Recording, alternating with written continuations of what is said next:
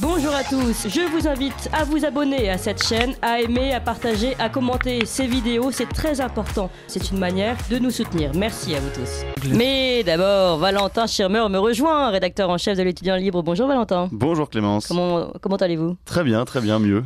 Ah oui, c'est vrai que vous étiez pas bien la semaine dernière. Non, mais ça va, tout va très bien. Comment va l'Étudiant Libre ? Est-ce que vous avez des nouvelles ? Très bien, on sort le prochain numéro sur justement le politiquement correct et la bien-pensance. C'est une très bonne transition pour notre ami Rémitel.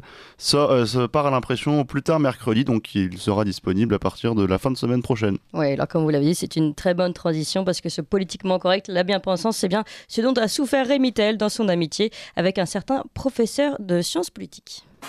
Ligne droite. Très haut, il y a une place pour nos idées. Vue de haut. Bonjour Rémitel. Bonjour Clémence, bonjour Valentin.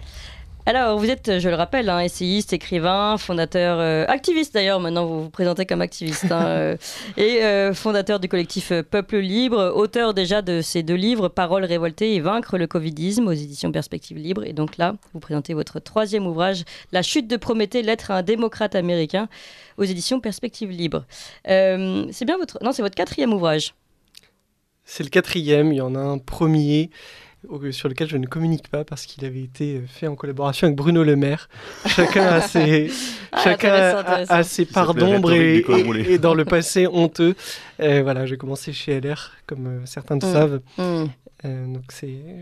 Non mais je vous pose la question sur 3e, 4e, pas seulement pour l'anecdote, mais parce que ça fait maintenant plusieurs fois, on l'a vu avec quelques invités qu'on a reçus ici, c'est comme Marie-Estelle Dupont, comme d'autres, c'est à partir du 3e livre qu'il y a peut-être une ouverture sur son cœur, un peu plus d'intimité. Et c'est vrai qu'ici, avec votre livre, on rentre vraiment dans quelque chose de très touchant, puisque de très personnel. Vous racontez là l'histoire d'une amitié avec un professeur américain, un professeur de sciences politiques de l'université d'Arizona, qui vous a pris en fait un peu sous son aile, alors que vous étiez en voyage étudiant, c'est ça ? Exactement, dans les années 2014-2015, j'y étais en échange. Voilà. Un an. Il vous a remarqué parmi tous les étudiants et vous avez eu des dialogues intellectuels poussés, échangés. D'ailleurs, même par moments, il vous citait dans l'amphithéâtre. Il y a ce passage assez amusant. Vous dites il avait la bonté de me citer, ce qui a arrangé mes affaires avec les filles de l'amphithéâtre. C'est vraiment le meilleur moment du livre. En tout cas, j'espérais que ça les arrange. Oui, voilà, c'est ça. C'est isolé par mon statut d'étudiant en échange et cherchant à sympathiser avec les jolies filles de l'assistance, il servait tous mes plans. Ça, c'était pour le petit sourire. Mais passons aux choses sérieuses. Ce professeur, vous aviez des échanges très intéressants et pourtant, dès le début, finalement, vous aviez des idées politiques différentes, mais il y avait un vrai dialogue possible à ce moment-là, donc particulièrement intéressant. Oui, c'est l'histoire d'une amitié qui a été rompue par la force de l'histoire en marche, comme des milliers d'autres, et c'est un prétexte duquel j'ai voulu partir parce que je sais que beaucoup de gens dans nos mouvements, dans nos milieux, ont été éloignés de leur famille, éloignés de leurs amis, notamment à partir du moment de la crise sanitaire. Et c'est vrai que mon amitié avec ce professeur a été possible, et les désaccords ont été possibles jusqu'à ce que ces 2 visions du monde viennent connaître des répercussions dans ma vie intime, notamment lorsqu'il y a eu le pass vaccinal en France. Mais ça a commencé avant, puisque vous avez dit que ça avait commencé avec l'élection de Trump. Alors ça a commencé effectivement avec l'élection de Trump, douce, là, oui. Parce que en 2016, donc élection inattendue de Donald Trump. Pardon, je rappelle juste pour nos auditeurs, finalement, pour qu'ils suivent bien la linéarité. Vous le rencontrez en 2014, c'est ça ? Alors je le rencontre en 2014, oui. Exactement, en 2014-2015, et une amitié assez iconoclaste, nous, puisque nous avons un peu plus de 40 ans de différence d'âge, donc des parcours évidemment très, très différents, et je me sentais particulièrement fier et honoré de le côtoyer. Je suis retourné chez lui à plusieurs reprises en Arizona. Vous invite, et en attendant, chez lui, donc c'était vraiment une amitié, également des lettres, une amitié nourrie. Et avec 2 visions qui étaient différentes du monde, moi étant plutôt conservateur et lui très, très libéral, mais qui ont pu être conciliées jusqu'en 2020, mais effectivement, déjà en 2016, il y a eu quelques premières craquelures avec l'élection de Donald Trump qui a beaucoup hystérisé en réalité les démocrates américains qui ont, sur tout sujet, ramené en fait leur haine anti-Trump dans la conversation. Donc ça avait déjà compliqué les choses, mais c'est véritablement la crise sanitaire qui a brisé complètement ce lien que j'avais avec lui. Donc ça, vous le racontez très bien. Comment, à ce moment-là, ce que vous vivez dans votre chair, lui, il le traite d'un revers de manche, et c'est aussi la raison première de votre rupture. Oui, bien sûr, parce que, et ça a été, je pense, observé par des milliers d'entre nous, à un moment, pour sauvegarder des amitiés, pour sauvegarder des liens familiaux, il a fallu se taire. Il a fallu taire sa propre vision des choses, taire ses arguments, taire les alertes que nous avions. Et je crois que ça trahit la dynamique profonde en réalité du lien humain, qu'il soit amical ou familial. On ne devrait pas avoir à taire ce que l'on pense, surtout quand en plus on le pense au nom d'intérêts du bien commun, de la santé, de la morale, de la fraternité. Dans le cadre de relations interpersonnelles. Et pourtant, c'est devenu le cas, ce qui témoigne bien de la dimension totalitaire, en fait, de l'idéologie progressiste, et c'est ce que j'essaie aussi d'aborder dans le livre. Oui, tout à fait. Oui, non, mais c'est vrai. Et quand on voit cette rupture d'amitié assez pure, en fait, il y a une pensée qui me vient, qui est que finalement, est-ce que c'est pas aussi l'un des autres drames causés par ce système totalitaire idéologique, c'est de faire prendre aux idées une place tellement importante dans la part de jugement qu'on a dans l'individu, que finalement on en vient à rompre l'humanité, rompre les liens humains. Parce que dans l'histoire de France, on a tous connu l'amitié que par exemple portait Charles Maurras à Aristide Briand, qui avait deux idéaux complètement différents, mais que réunissait un certain commun, un certain goût, et qui finalement faisait que le lien humain et les relations humaines pouvaient encore s'établir. Et là, on a l'impression qu'on est arrivé au bout de la chaîne, et que aujourd'hui, la division est totale, et qu'on ne peut plus en fait se permettre d'entretenir des relations humaines avec des gens qui pensent différemment de nous, quoi. Je dirais qu'il y a deux éléments pour répondre à votre question. Le premier, c'est que ça signe la dimension totalitaire du phénomène, c'est-à-dire que l'ensemble, la totalité des aspects de nos vies sont maintenant vampirisés par l'idéologie, et il n'y a plus rien qui puisse s'en extraire. On le voit sur les questions de sexualité, sur la question scolaire. On l'a abordé juste avant. Donc ça, c'est le premier aspect. Et le deuxième aspect, c'est aussi une confrontation culturelle entre la France, ou plutôt l'Europe, la vieille Europe, et l'Amérique, puisque la France, je le dis dans le livre, c'est le pays traditionnellement des engueulades de bistrot, où on exprime des désaccords, mais en buvant une bière ensemble ou un verre de vin rouge, ce qui n'est pas la tradition qu'ont suivi les Américains, et a fortiori au XXe siècle. Karl Popper, qui a écrit cet ouvrage fameux les sociétés ouvertes et leur ennemi, qui parle du paradoxe de l'intolérance, à savoir qu'il faut être intolérant avec les intolérants, et c'est ce qui a donné naissance aussi à la cancel culture, qui a fleuri sur les campus américains. Oui. Et vous dites d'ailleurs que votre professeur, là, il le citait souvent, Karl Popper. Et il citait souvent Karl Popper. Et cette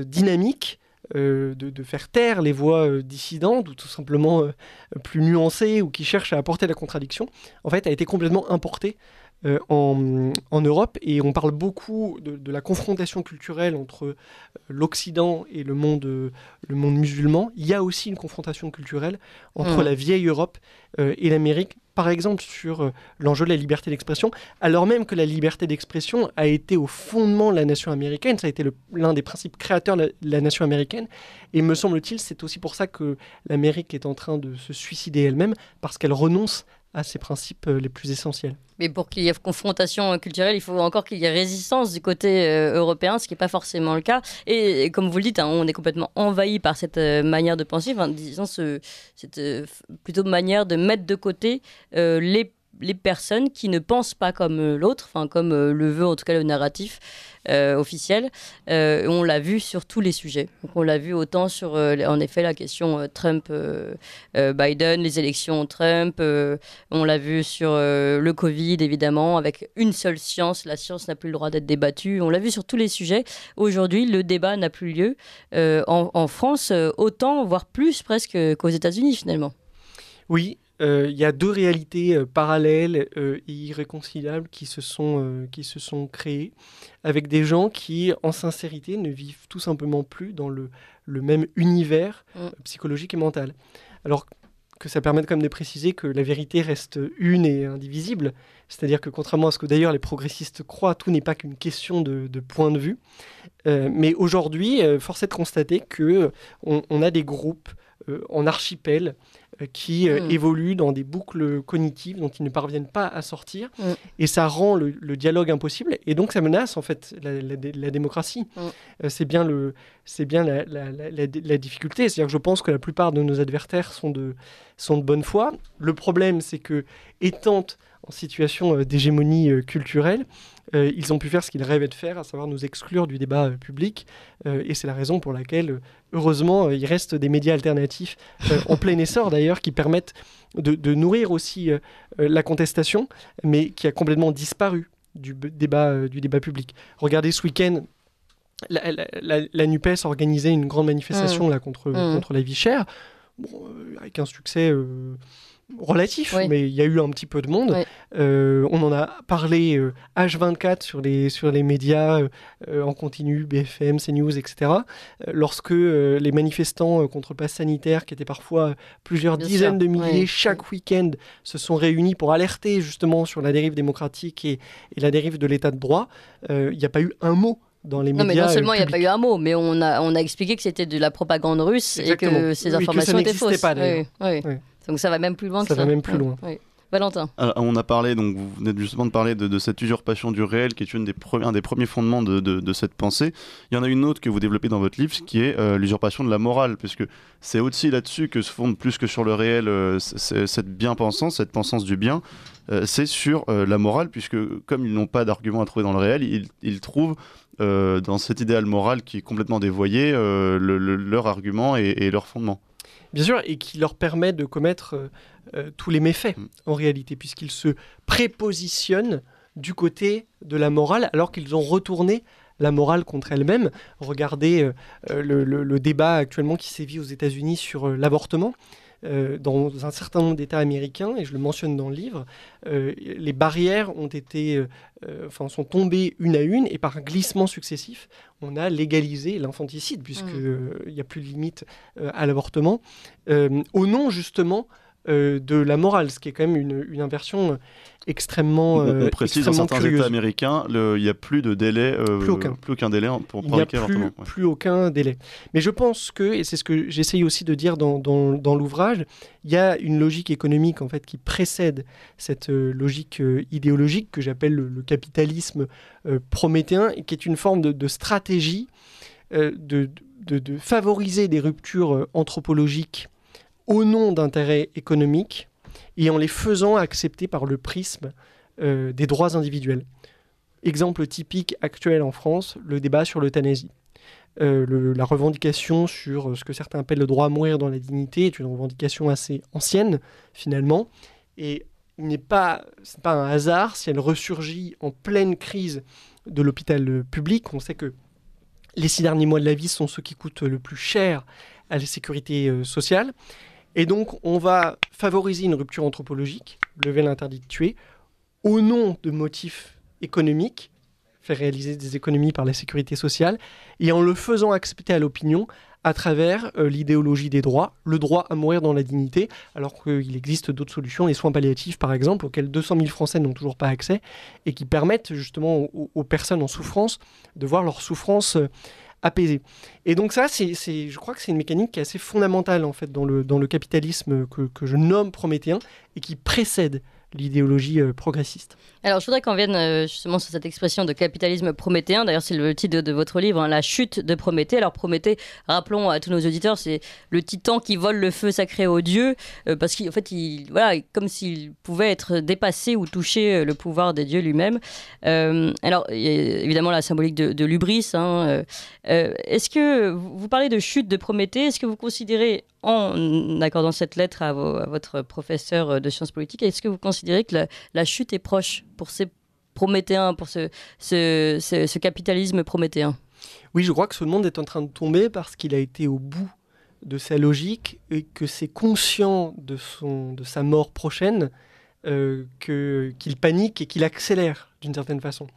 Et ce qu'on note... Les derniers soubresauts. Exactement. Et donc les plus violents. Parce que quand on n'a plus, pour reprendre ce que dit mon ami Michel Maffezoli, quand on n'a plus d'arguments à opposer, on tue. C'est exactement ce qui est en train de se passer.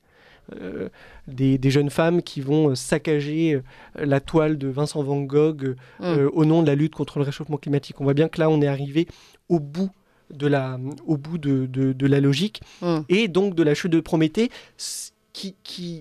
le capitalisme prométhéen s'étant incarné à merveille dans une nation, les États-Unis d'Amérique, dont on voit bien aussi la préoccupation sur le caractère mortel qui se traduit en ce moment dans la guerre qui est menée qui est menée sur le territoire ukrainien entre la Russie d'un côté et l'OTAN de l'autre. Donc je crois que ce monde est en perdition et que pour reprendre une phrase célèbre qui peut-être tient à Antonio Gramsci, vous savez, le vieux monde se meurt, le nouveau monde n'est pas encore apparu et dans ce clair-obscur surgissent les monstres. Eh bien, c'est la situation à laquelle nous sommes confrontés en ce moment. Pour revenir sur ce capitalisme prométhéen, ce qui est très intéressant, c'est que vous lui accordez ce que vous accordez en plus au système capitaliste, c'est cette dimension morale et presque messianique, parce que vous avez parlé de logique économique. Le capitalisme actuel s'autorise même, au nom de la morale, cette volonté de transformer l'homme et d'en faire quelqu'un de meilleur, à détruire les circuits économiques les plus classiques, c'est-à-dire ceux des petites PME. Et en fait, ce capitalisme-là, c'est même plus pour l'économie, c'est parce que les petites entreprises, les petits commerces meurent, mais c'est pour les grands groupes, pour leur permettre d'assouvir ce grand projet messianique finalement. Oui, ce qui est très drôle, c'est que il y a des intérêts économiques qui ont motivé profondément les avancées idéologiques du progressisme. J'en parle dans la longueur dans le livre, mais que l'idéologie est en train de dévorer le capitalisme. Et donc, mais vous pensez que c'est ça qui peut provoquer la chute du capitalisme ? Je pense que ça peut y contribuer. Il peut s'autodétruire finalement. Oui, dans une espèce de pulsion morbide qui est d'ailleurs au fondement de l'idéologie progressiste. Regardez l'exemple de Twitter, par exemple. Quand, justement, au moment de l'élection présidentielle de 2020, aux États-Unis, Twitter décide de bannir Donald Trump de sa plateforme. Donc président en activité. Le président en activité. Oui. Ce que l'on sait peu, c'est que Donald Trump le compte de Donald Trump générait la moitié du trafic quotidien sur Twitter. C'est-à-dire que pour Twitter, c'est un suicide économique de bannir Donald Trump. Et pourtant, au nom de l'idéologie, il y est contraint, et on voit la façon dont les grandes entreprises, sont par exemple en train de se prendre les pieds dans la question du wokisme. Moi, j'ai des remontées assez régulières qui me reviennent, où les enfants sont en train de dévorer leur maître. Mais alors, donnez-nous un exemple. Vous allez peut-être nous le donner plutôt après les informations de 9h. Parce que pour moi, jusqu'à maintenant, le wokisme, c'était justement des marchés supplémentaires. Donc, on voyait où était l'intérêt du capitalisme. Alors, les deux sont mêlés. C'est-à-dire que d'un côté, il y a des marchés supplémentaires, puisqu'il y a une hyper-segmentation du marché. Je prends dans le livre l'exemple des pansements qui était très cher à Rokhaya Diallo. C'est-à-dire que dès lors qu'on fait, dans le choix d'un pansement, dès lors qu'on fait de la conformité entre la couleur du pansement et sa couleur de peau un critère, et bien évidemment, ça développe le marché du pansement. Parce qu'avant, on faisait des pansements roses, et puis maintenant, on va faire des pansements de différentes couleurs adaptées à la carnation. C'est pareil, évidemment, sur tout ce qui concerne aujourd'hui la transidentité, etc. Et en même temps, on voit bien que les idéologues, dans une espèce de folie collective, qui sont aussi produits par ces intérêts économiques, eux, à leur niveau, peuvent très bien demander la destruction du capitalisme. Et c'est le cas là des deux jeunes filles qui ont sagagé la toile de Van Gogh. Donc il y a cette il y a cette dimension un peu paradoxale effectivement dans le capitalisme prométhéen. Et c'est comme l'intersectionnalité en fait, c'est-à-dire que la mort de cette idéologie est dans le principe fondateur même de l'idéologie. Ils vont s'entre-dévorer. Il est 9h sur la ligne droite et on continue de parler de ce sujet passionnant avec Rémi Tel. Mais tout de suite les informations avec Corentin Périni. Et tout de suite, nous retrouvons, je vais y arriver, notre invité vidéo. Ligne droite. Très haut, il y a une place pour nos idées. Vue de haut. Je sais, les auditeurs vont me le rappeler, je parle trop vite. Voilà ce qui arrive quand on parle trop vite. Nous sommes avec notre invité Rémi Tel, essayiste, écrivain, activiste, fondateur du collectif Peuple Libre et auteur de ce dernier livre, donc La chute de Prométhée, lettre à un démocrate américain aux éditions Perspective Libre. Nous sommes également toujours avec Valentin Schirmer, rédacteur en chef de l'Étudiant Libre. Alors ce livre, je le rappelle, c'est une lettre adressée à un professeur de sciences politiques, un professeur qui était un ami de Rémi Tel, professeur à l'université d'Arizona, avec qui ils ont pu avoir des échanges. Et puis finalement, tout s'est arrêté puisque le dialogue n'était plus possible. Je voudrais qu'on revienne sur votre dernière discussion, Rémi Tel. Je vais vous citer.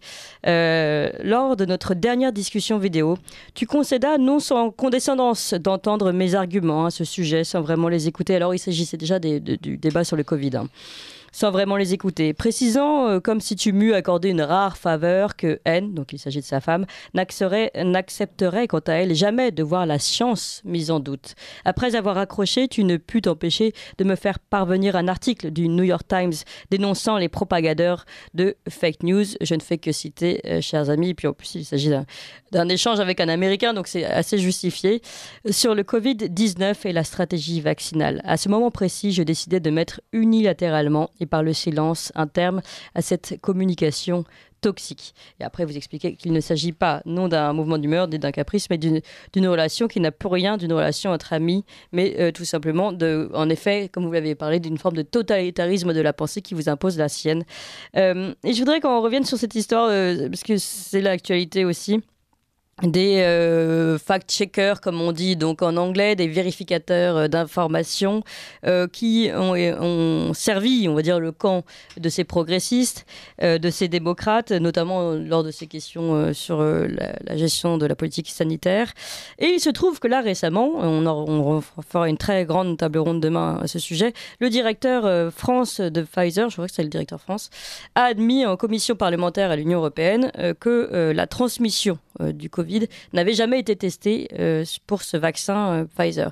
Et là, que ne voit-on pas partout fleurir dans les médias ces fact-checkers qui nous expliquent que cela n'avait jamais été dit, que finalement il n'y a jamais eu de mensonge sur la question de la transmission du Covid, malgré pourtant toutes les vidéos que nous avons à l'appui d'Albert Bourla, le PDG de Pfizer, mais également de tous nos ministres, en fait, à ce sujet. Donc, on voit ici les fact-checkers, donc les vérificateurs d'informations, de ces cellules de vérification d'informations dans les médias, eux-mêmes pris à leur propre piège aujourd'hui.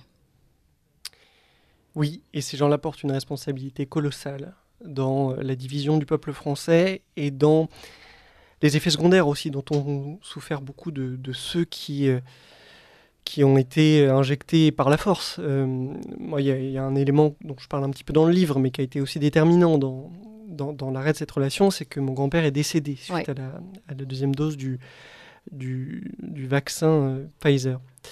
Donc ces gens-là portent une responsabilité, il faudra qu'elle soit assumée sur le plan pénal. Il n'y a pas de place là pour des demi-mea culpa ou pour la faute à pas de chance ou à l'ignorance. Tout le monde savait très bien, et le pass vaccinal a été instauré en se fondant sur le principe de la transmission, puisqu'il était justifié en disant vous ne faites pas un acte personnel pour vous protéger vous-même, mais c'est un acte altruiste pour protéger les autres. Et ne parlons pas des enfants, à qui on savait très bien que qui ne craignaient pas cette maladie, c'était seulement pour protéger les autres. Donc on était vraiment dans et donc il y aura évidemment des comptes à rendre sur tout ça. Vous savez, hier, par le plus grand des hasards, je relisais L'Enracinement de Simone Veil, et elle a des propos très intéressants sur la question de la vérité. Par le plus grand des hasards, est-ce que vous ne lisez pas tous les dimanches par hasard? Non. et très, très intéressant sur la question de la vérité et sur la question du mensonge sciemment répandu par la presse. Et des propos qui sont très, très, très, très durs. Donc vous voyez, c'est pas simplement une histoire des complotistes qui veulent se venger contre Julien Pain, mais il y a un moment, il faut, quand on répand sciemment de la désinformation sur des sujets aussi graves, il faut évidemment en assumer les responsabilités pénales. Je suis content de voir qu'au niveau européen aussi, certains juges commencent à s'intéresser aux contrats signés entre la Commission européenne et Pfizer sur la commande de ces injections. Après, ça va être ouvert. Mais c'est vrai que cette façon de vous envoyer, c'est donc votre dernier échange, c'est quand même très violent. Hein. Cette façon de vous envoyer un article sur les fake news, encore une fois, sur les fausses informations, c'est une façon de dire, bah non, finalement, on ne mérite pas le dialogue puisque vous êtes dans le camp du faux. C'est la fin du dialogue possible, la fin de la discussion, la fin de la disputation dont vous parliez tout à l'heure. Oui, bien sûr. Et puis, en se fondant sur des arguments qui ont été démentis par la suite, il était si simple, en réalité, de comprendre que quelque chose n'allait pas dans cette stratégie du Covid. Ensuite, évidemment, il y a des mécanismes de défense qui se mettent en place. C'est-à-dire que quand on a accompagné ce mouvement-là, quand on a fait injecter, par exemple, des proches à soi qui ont subi des effets secondaires, il est intolérable pour l'esprit de reconnaître qu'on s'est trompé et qu'on a peut-être mis en danger ces personnes-là. Donc ça, je peux l'entendre. Mais ce qui est certain, c'est que le fil conducteur de nos ennemis, c'est de s'être trompé sur à peu près tous les sujets depuis des années. Et d'être toujours à nous regarder avec la même arrogance, la même morgue, la même condescendance, en nous parlant avec le même ton péremptoire. Certains peut-être auront le cœur à pardonner, moi pas. Et je pense que le pardon se fera s'il y a une reconnaissance de la responsabilité. Et pour le moment, cette reconnaissance n'est pas venue. Avec en plus des arguments fondés sur un dévoiement complet de la science, puisque la science est fondée sur la controverse, et que là, justement, on considère que parce que c'est scientifique, justement, ça n'a pas sujet de débat. Mais je voudrais revenir avec vous sur un autre épisode que vous relatez dans ce livre, qui est parce que ce professeur donc épouse pratiquement toutes les bonnes consciences modernes, le wokisme, le Covid, l'avortement. Mais il y a un sujet sur lequel il s'est retrouvé en contradiction avec son système. C'est sur la question de la Russie, puisque c'est un amoureux de la Russie. Et à ce moment-là, vous expliquez bien que c'est compliqué pour lui à ce moment-là, parce qu'il n'était pas habitué à être mis en minorité et surtout à voir ses arguments repris contre lui sur la morale et tout ça. Effectivement, il se trouve que c'est un spécialiste de la culture russe et de la politique russe. Qui a lui-même séjourné, comme moi je l'ai fait aux États-Unis, mais à l'occasion d'un échange universitaire, je crois que c'était à Moscou. Et donc, lorsque l'invasion de l'Ukraine par la Russie survient, il est visiblement, à ce que je comprends, de ce qu'il m'en rapporte, mis à l'index par la communauté universitaire pour ses positions qui étaient assez réalistes, en fait, ni pro-Poutine, ni anti-Poutine, mais plutôt fidèles aux faits sur la Russie. Et j'ai senti qu'effectivement, il avait peut-être compris ce que moi j'avais traversé durant les 2 années de la crise sanitaire, c'est-à-dire ce décalage complet entre la vérité officielle et la réalité des faits, et puis la mise en accusation, en fait, de tous ceux qui s'en tiennent au réel. La mise au banc. C'est bien le cœur, en fait, du problème que nous traversons aujourd'hui. C'est-à-dire qu'il y a ceux qui se tiennent au réel, dans sa dimension insatisfaisante, grise, voilà, et les autres qui sont dans une espèce de déréalisation totale et qui, pensant incarner le camp du bien, en fait, commettent les pires horreurs. Mais est-ce que ça n'a pas permis, alors, cette séquence-là, à votre professeur, à votre ami, votre ancien ami professeur de sciences politiques, d'ouvrir les yeux sur le reste, en voyant le fonctionnement du système, on va dire? J'espère que ça a été le cas. Je ne le sais pas parce que j'avais déjà un peu cessé de répondre, mais j'imagine. Vous n'avez pas reçu de courrier allant dans ce sens-là, en tout cas. Plus à ce niveau-là, mais j'imagine que ça a dû être l'occasion de révéler à ses yeux des mécanismes qui lui étaient jusqu'alors, en fait.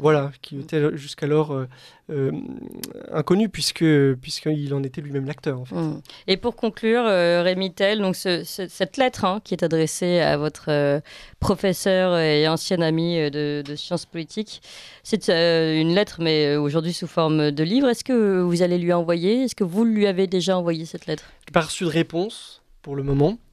Je ne sais pas comment il réagira à ce texte. Vous comptez lui envoyer sous forme de livre ou sous forme de lettre? Je n'ai pas réussi à trancher pour le moment ce débat sous forme de lettre, ça c'est sûr. sous forme de livre, je l'ignore. C'est toujours un peu compliqué. D'ailleurs, je le dis dans l'avant-propos. C'est toujours compliqué déjà d'envoyer une telle lettre à un ami et alors de la rendre publique encore plus. Moi, je voulais partir en fait de cette situation comme d'un prétexte pour réfléchir aux enjeux actuels et tout en ayant à l'esprit que cet exemple-là d'une rupture amicale était un exemple parmi des milliers d'autres de ce qui s'était produit notamment durant les 2 dernières années. J'aborde, ce sera peut-être ma conclusion, mais un point dans le livre, c'est que derrière leur assurance de façade, il y a une très grande fragilité en réalité chez nos adversaires. Et c'est peut-être la raison pour laquelle d'ailleurs ils utilisent de la menace. Ils utilisent la menace pour nous faire taire, la condescendance. Et donc je ne sais même pas comment il pourrait réagir s'il apprenait que ce livre avait été publié. Il l'apprendra sans doute parce que les nouvelles vont vite, y compris outre-Atlantique. Eh bien, vous nous tiendrez au courant. Et puis s'il y a une réponse, pourquoi pas la publier également. Merci beaucoup en tout cas, Rémi Tel. Merci Clémence, votre livre la chute de Prométhée, lettre à un démocrate américain aux éditions Perspectives Libres. Merci beaucoup à vous. Merci à vous, Valentin Schirmer. Vous appréciez cette émission? Alors aidez Radio Courtoisie à en produire d'autres en indépendance totale. Rendez-vous sur soutenir.radiocourtoisie.fr. Merci d'avance.